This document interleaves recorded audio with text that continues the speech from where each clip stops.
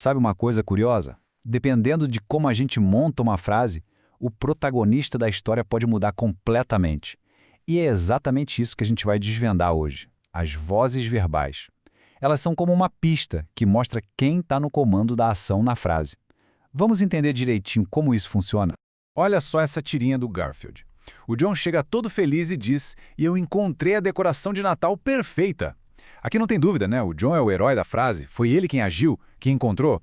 Mas e se a gente quisesse que a decoração de Natal fosse a estrela da história? Como é que a gente faria isso? É aí que as vozes verbais entram em campo para resolver. Bom, esse aqui é o nosso roteiro de hoje. Primeiro, vamos entender o que são as vozes verbais. Depois, a gente mergulha na voz ativa e na voz passiva. Na sequência, vamos encarar o desafio da partícula C e, para fechar, vamos ver o que é a voz reflexiva. Tudo pronto? Então vamos lá!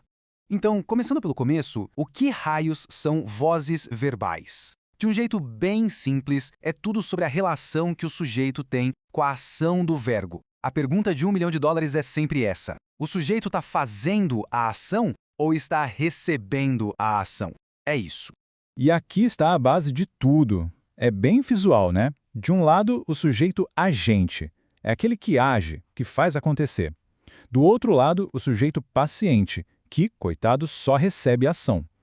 Gravar essa diferença é o segredo para dominar o resto do assunto.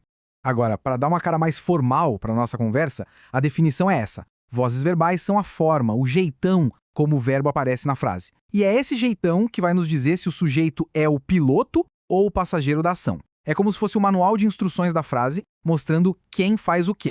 Bora para a primeira e mais famosa das vozes, a voz ativa. Uma boa forma de pensar nela é imaginar que o sujeito é o super-herói da frase. É ele que está no centro de tudo. Na voz ativa, não tem mistério. O sujeito é o agente, ele que faz a coisa acontecer. É uma estrutura super direta, super clara. É por isso que a gente usa tanto no dia a dia. É a voz que coloca o foco total em quem está no comando. E aqui temos alguns exemplos bem práticos. Bia tomou o café, aspiramos a casa, Felipe plantou uma rosa. Em todos eles a gente vê claramente quem está agindo. A Bia, nós, o Felipe. Até no último exemplo, o trânsito brasileiro é quem faz as vítimas. O foco está sempre em quem pratica a ação. Muito bem, agora vamos virar o jogo. Se na voz ativa o sujeito é o herói, na voz passiva a gente muda o holofote. A grande estrela aqui passa a ser a ação em si ou aquilo que sofreu a ação. Na voz passiva, o mundo vira de cabeça para baixo. O sujeito que antes era o protagonista, agora se torna paciente, ou seja, ele recebe a ação. O foco não é mais quem fez, mas sim o que foi feito. É uma ferramenta de comunicação muito poderosa para mudar a perspectiva. Tá, mas como é que se faz essa mágica? É quase uma receita de bolo com 4 passos. Primeiro, o que era objeto vira o novo sujeito. Segundo, a gente coloca um verbo auxiliar, tipo ser ou estar, no mesmo tempo do verbo principal. Terceiro, o verbo principal vai para o particípio. E o sujeito original, ele ganha um nome novo, agente da passiva. Esse exemplo aqui deixa tudo cristalino. Bia tomou o café da manhã. Vira o café da manhã foi tomado por Bia. Percebe a dança das cadeiras? O café da manhã virou o sujeito e a Bia virou o agente da passiva. A ênfase mudou totalmente, mesmo a informação sendo a mesma. E é bom saber que existem 2 sabores de voz passiva. A analítica, que é essa que a gente acabou de ver, mais longa, com verbo auxiliar, e a sintética, que é mais curtinha e usa uma partícula que dá o que falar, a partícula se. E já que falamos nela, chegamos ao grande desafio da gramática para muita gente, a partícula se. Essa palavrinha tão pequena pode ser uma heroína deixando a frase mais enxuta ou uma vilã, causando uma confusão danada. Vamos acabar com esse mistério de uma vez por todas. Vamos pensar juntos. Na frase, consertam-se aparelhos eletrônicos. Qual é o papel desse se?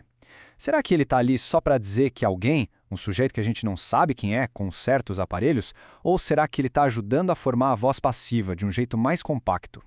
Olha, o segredo para matar essa charada está no verbo que acompanha o ser. Se o verbo for transitivo direto, ou seja, pede um objeto sem preposição, como vender algo, o ser é uma partícula apassivadora. É o caso de vendem-se casas, que é o mesmo que casas são vendidas. Agora, se o verbo pede uma preposição, como precisar de algo, aí a história muda. O se vira um índice de indeterminação do sujeito e o verbo fica travado no singular, como em precisa-se de funcionários. Então, a dica de ouro é esta. Quando o se for partícula passivadora, a concordância do verbo com o sujeito é obrigatória. É muito, mas muito comum ver placas por aí escrito vende-se casas, mas gramaticalmente está errado. O correto é vendem-se casas, porque afinal de contas, são as casas, no plural, que são vendidas. Ufa! Passamos pelo desafio do se. Agora, para fechar, vamos conhecer a nossa última voz, a reflexiva. Gosto de chamar ela de ação bumerangue. Sabe por quê? Porque a ação vai e volta para a mesma pessoa. A lógica aqui é bem simples. O sujeito faz uma ação que reflete nele mesmo. Ele joga e ele mesmo recebe a bola. Ou seja, ele é agente e paciente ao mesmo tempo. Um ciclo fechado na mesma pessoa. Os exemplos deixam tudo mais claro. O garoto feriu-se. A moça admirava-se. A ação começa e termina neles. E tem um caso especial, a voz recíproca. É quando a ação é trocada entre duas ou mais pessoas. Como em os dois pretendentes insultaram-se. Um insultou o outro, a ação foi mútua. E para a gente amarrar tudo, por que isso tudo é importante? Bom, a gente usa a voz ativa para ser claro, para dar destaque a quem faz. Usa a passiva quando o que foi feito é mais importante que o autor. E a reflexiva quando a ação é sobre o próprio sujeito. No fim, são ferramentas para a gente se expressar melhor, com mais precisão e intenção. E para fechar, fica uma reflexão. Agora que a gente conhece as regras do jogo, dá para pensar. Na hora de contar uma história, seja falando ou escrevendo, qual voz vai funcionar melhor? A escolha da voz verbal não é só uma questão de gramática, é uma decisão de qual vai ser o foco da mensagem. É algo para se ter em mente.